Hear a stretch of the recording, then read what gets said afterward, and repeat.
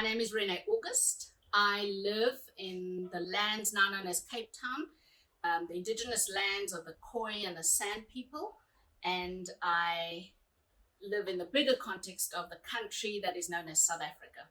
My name is Raghu Balachandran, and currently I'm the Vice President of the Methodist Church of Sri Lanka. I also work with the Evangelical Alliance of Sri Lanka, and I head their Relief and Development Department. I enjoy many things, including exploring this country, being out in nature. I love the church, and I work for an organization called The Warehouse. In The Warehouse, we work with local churches, mostly in Cape Town, but also around the world. And together we walk alongside leaders in churches to help them bring about the peace and justice of God for the world. My passion is always about helping people. Any communities who are in need or vulnerable, I just want to help them. That's been my passion throughout my career. I have attended almost all the Micha conferences from Thun to every other places. The last one, if I'm not mistaken, was held in Philippines. I think the reason I got involved with Micha was because I heard about this organization that was really committed to seeing collaboration. That, as it were, their product, the things that they produce, is collaboration. And I love that because that speaks to me so much about who Jesus is. So it's a long journey, and we've been part of Micha for a long time. Our organization has been part of Micha for a long time. And I also know Pastor Rolf has also been part of Micha, and we got that connection as well. So Micha, has been, we've been involved with Micha for a few years now. Yeah. The Archbishop of Canterbury, who is an Anglican, said, I don't remember who he was quoting, but he said there is no end to what we can achieve as children of God if we don't care who gets the credit. And for me, what Micha does is creates this big tent for all of us to come and be ourselves. And Micha is about not looking for who's going to get the credit, but that all of us are going to work together to see the reign of God established in the world.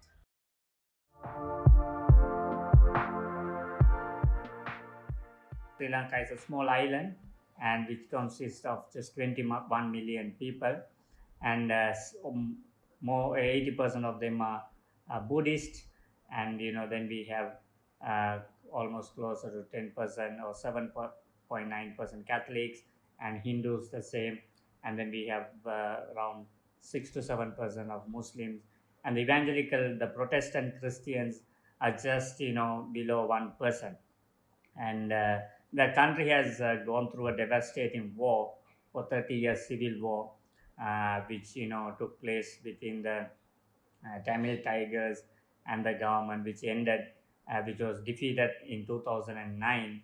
But as a country, we are still struggling to overcome the past history, and also to find solution and lasting peace in the country. There are still the underlying issues, the basic issues has not been resolved, and the country has been going into a severe debt, as much as so that almost more than 95% of our GDP growth, or the GDP that we pay as loan repayments to other countries, which is in a very sad situation.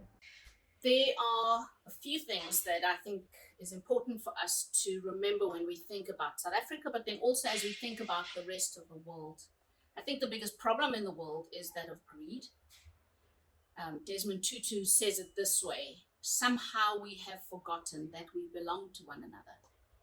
And in South Africa, even though we had this miracle of Nelson Mandela and Desmond Tutu and all these wonderful names that you hear, and the miracle of the end of apartheid, the one thing that we didn't address was that apartheid wasn't about race. Apartheid was about creating an unequal, unjust economic system that advantaged one group and disadvantaged 92% of the country. And so to do away with the issues of race is one thing, but to see how we do this acting of Micah 6:8, to love justice, to act in mercy, we haven't really seen that come to pass.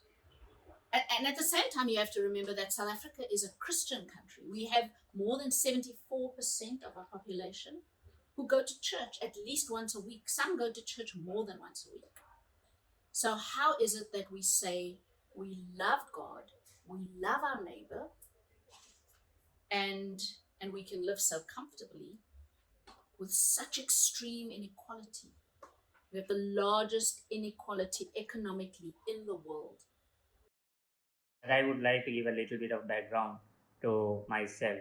I think that would help you all to understand where I come from. So I come from a minority community, that's the Tamil community, and I lost both my father and my brother during the conflict. And then when I saw what happened to my family members, and especially when my brother was killed, and he was burnt alive along with few other young people. And when I saw the case went to the court, and I sat through entire proceedings of the court, and to see the justice was not done for the perpetrators, and everybody let go free. So that was some kind of a moment in my life that I thought I will fight for whatever the possible way that I can, in order to see that justice is done, people are treated equally. Of course, my faith played a huge role in keeping me on track without losing my focus and joining the armed struggle. And I at every step, as a Christian, as a minority, as a victim, I wanted to see that everybody is being treated equally. I think overcome as a biggest challenge in Sri Lanka, I think we have not been able to build the oneness among our people. There are still divisions among communities. There is still suspicions. So it happens in every level. It happens between the ethnic groups. It happens between the religious groups. So building that trust between communities has been a major struggle, because church is the only body that consists people from both ethnic groups, from the minority Tamils and the majority Sinhalese people. But I think, in my personal view, I would say that church could have done more. Church can take more strong steps in moving forward, in bringing that oneness, and building a prosperous Sri Lanka. How do we have 2/3 of our population 1 year into COVID living and suffering with food insecurity? Hunger in South Africa is the largest driver of poverty. What makes people poor is that they are hungry. And so in South Africa, there are many people, more than half of my country, who only have one problem. Where are we going to find food? And so this commodification of food, this pricing of food that caters for a European tourist market, that's a reality in South Africa, which makes food unaffordable for the majority of the country. And so one of the things we do in response to that is to ask, so what can the church do about food security? How do we understand who God is in light of problems of hunger? What could it look like for us to think about church as a community of people who produce food so that we can feed our neighbors as an act of love? How do we build community gardens, turning church car parks into food distribution centers and gardens that produce goodness, good quality food? Should not only be for those who can afford it. And so I hope that when you think about South Africa, you do think about the beauty. Do come and visit us, because every 17 tourists is equal to one job, and unemployment is another reality we have to live with. But when you do come and visit, also remember that what you see as a tourist in this beautiful city of ours is a very small part of the story. There are thousands, millions who are hungry every day, who have no food security. And it is in this place that the question about Micah 6:8 comes to visit each one of us with an invitation. What will it look like for us to act justly and to love mercy and to walk in humility?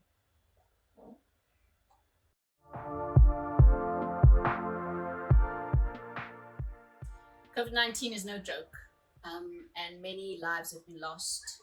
I personally have lost more than 20 friends and family and colleagues right now, just as a direct result of COVID. As I speak to you, I have another friend who's on a ventilator in ICU in hospital. Sri Lanka, the first wave was not so serious like in any other countries, but I think the second and the third wave, we are right now on the third wave, and we are now almost a month lockdown, and it affected our economy very badly. The prices are going up, the middle income earning families and the poor families are suffering a lot, and it just put the daily wage earners of the society into a real difficult situation. The scariest statistics about COVID-19 in a country that has high levels of TB and high levels of HIV positive people in a largely economically under-resourced country. When we started in 2020, sort of March, April, and they were projecting, we were looking at predictions of about 200,000 people dying in 3 months. But that never happened. And we are so grateful. We thank God for that every day. It didn't happen for a few reasons, but one of it is that actually some of the ARVs, the antiretroviral drugs that are being given to people who are HIV positive, because it's treating a virus, HIV, it actually helped build resistance and immunity to COVID-19, and we didn't know that. Especially in the townships in South Africa, there are many, many cases. More than 60% at one point were showing evidence of COVID antibodies. Yeah, more than 50% COVID antibodies, people who had COVID and were asymptomatic. In terms of, this corona pandemic also brought in lots of psychological, psychosocial issues within families. Abuse has been in increase. Children and women are being abused at homes due to these long, periods of lockdowns, and people are mentally struck down. This work from home is a new culture, new concept, and people are struggling with it. The reality of the need to social distance, the need to have physical distance between people, those things are impossible for the majority of our country. People are living, 7 to 12 people in one house. And so if one person is infected, the whole house is infected. You can't get away from it. And then land is such a big issue. The highest densified parts of our city have the least resources. The slogan, stay at home, stay safe. It wasn't possible to do that.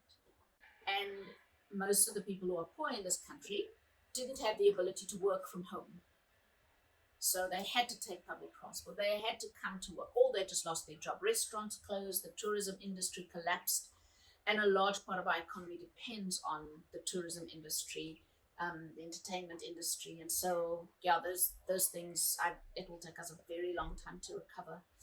And then on the flip side of that, there are wealthy people in this country, about 2% of them, who have made profits more than double their wealth in a very short window of time, because they were able to take advantage of what COVID was presenting in terms of business strategy. And so this economic divide of rich and poor has become even greater as a consequence of COVID.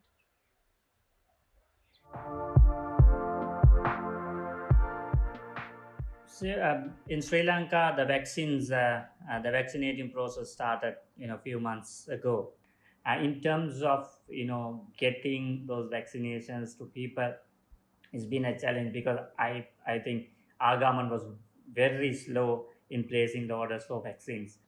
So according to the statistics, by mid 2022 only, Sri Lanka will be able to fulfill its the entire vaccination process. So that's another year to go. And so you look, for example, in the rollout of the COVID-19 vaccine, that there's some countries, I don't want to shame anyone, but Canada has 10 times the amount of vaccinations than their population. Who needs 10 times the amount? And they've held onto it for so long that some of it now is useless because they've expired. And there are countries in the world who cannot afford vaccines, and people are dying by the thousands every day because one country seems to want to hoard. And it's not just Canada. There are many countries that have ordered more vaccines than they need because they have the money to do it. And so this, exercising of economic power over other countries to bring advantage to one and disadvantage to many, I think is the biggest challenge we face in the world today. On one hand, talking about the injustice that takes place with the wealthy countries and with the poor countries, it's also within a country like Sri Lanka. Here is also the corruption, and the affluent are being able to get their vaccine, and the poor and the marginalized, those who can't afford to go and get, are being neglected. Though the vaccine is free in Sri Lanka, the affluent somehow get their family members, the relatives, and all of them get vaccinated, while the other, the normal citizens have to wait in hours and hours in queue to get their vaccines.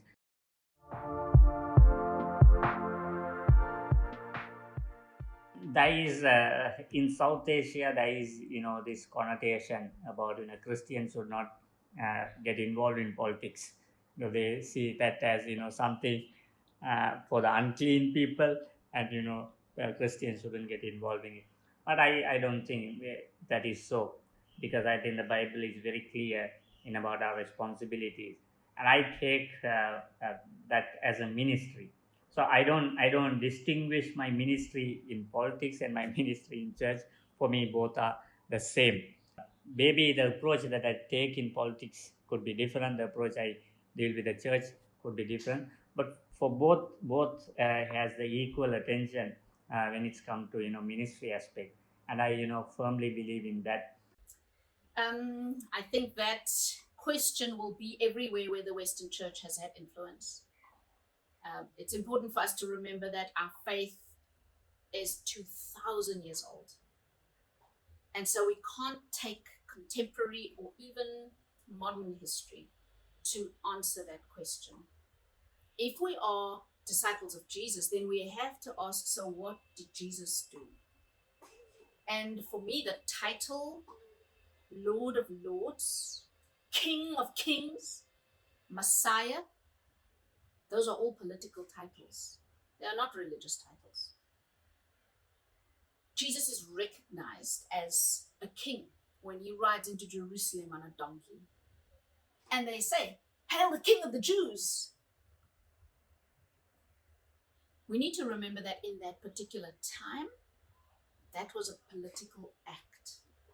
And it's only in the last, not even 300 years, that we have separated out these ideas of religion and politics and making them two separate issues. For centuries, they have lived together because the work of loving your neighbor as you love yourself is political. And so when you care about your neighbor's schooling, or you care about the roads, or you care about the shopping center, or you care about access to healthcare, or you care about anything else to do with your neighbor, or as Jesus would speak of, the least of these, you find yourself involved in politics. Invite people to rediscover the politics of Jesus, the political Jesus, the names of Jesus that are political titles, the work of Jesus. And how is it that when Jesus fed 5,000 people, that was a political act? That when Jesus rose into Jerusalem on a donkey, how is a political act? What does politics have to do with my faith? The answer is everything. Everything. And so we can't be obedient to God's commandment to love our neighbors, we love ourselves, unless we're willing to do the work of politics.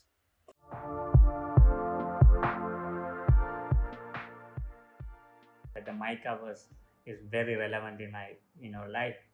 The latter part of the word walking humbly means a lot to me, because I've often wondered, you are called to walk humbly, and not at a time when you don't have anything. You are called to walk humbly at all times. Like Jesus did. He had all the powers, all the means, all the things that he could do. Yet he humbled himself to the extent of to go to cross and die for all the people. I think the verse Micah 6:8 is profound and powerful. This invitation to walk humbly, it's in both of those words, to walk, not run, to act intentionally, to act with grace, to act in collaboration with, we've already spoken a little bit about this collaboration, to not seek the credit, but to seek the outcome that benefits the other. So I think that's the biggest challenge for the Christian community today. I see, when we have the power, when we have the authority, when we have the money, when we have the power to make decisions, are we humble enough to, walk like Jesus, to be relevant to people, to be attentive to people, to give our time to people, to mentor people, to encourage people, to motivate people, and also to help people both financially and physically. That's is a big challenge. When we have everything in our hands, are we ready to do that? Is very prevalent question and challenging question for the Christian communities across the world today. The idea of humility for me is sort of wrapped up in this whole idea that actually God loves the world.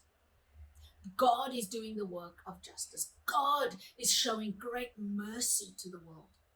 And so if I enter a community, I cannot come in thinking I'm the one here to bring justice. It's not my job. I get invited by God to play a very small part in a much bigger story of God bringing about justice in the whole world.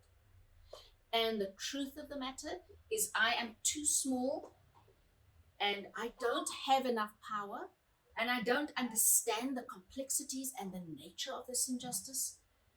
And I actually just am not going to live long enough to see an end to all of this. And so it's humility that allows me to stop, to pause, to not try and do everything, but to acknowledge this is God's work and God is going to finish this work. But also, God is at work in many other places that I may not even know about. I'm not here to do everything. I'm here to respond in obedience, to be faithful. What is the thing that God is calling me to do right now? That's what I must listen for. And then for me to ask God, now what role do I play in making your dreams come true, God? What can I do? What have you already given me that I can do now in response to what you're inviting me into? So I think if you ask me, the Micha verse is relevant to Sri Lanka. I think we are grappling with this theology. We are, fighting with this theology with our rulers, with our authorities, with our country. Even in framing a new constitution, we are telling the government, those who are in power, do justice to every people in this country. That's the way forward. And for me, the Micha verse is nothing else but more relevant. I don't think any other country could fit into that word better than Sri Lanka. I think we can become more and more humble, but it happens not because we're sitting and waiting on God to make us humble,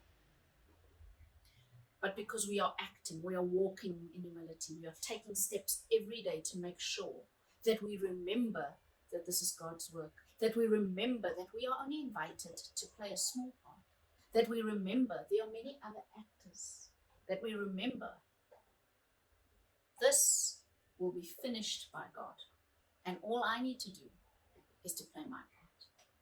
So that's what walking in humility means for me.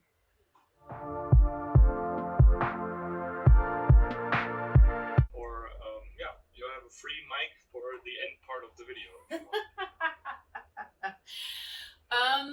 Know that there are children of God in South Africa who love you, who pray for you, who are encouraged by what we see God doing in you and through you in the world.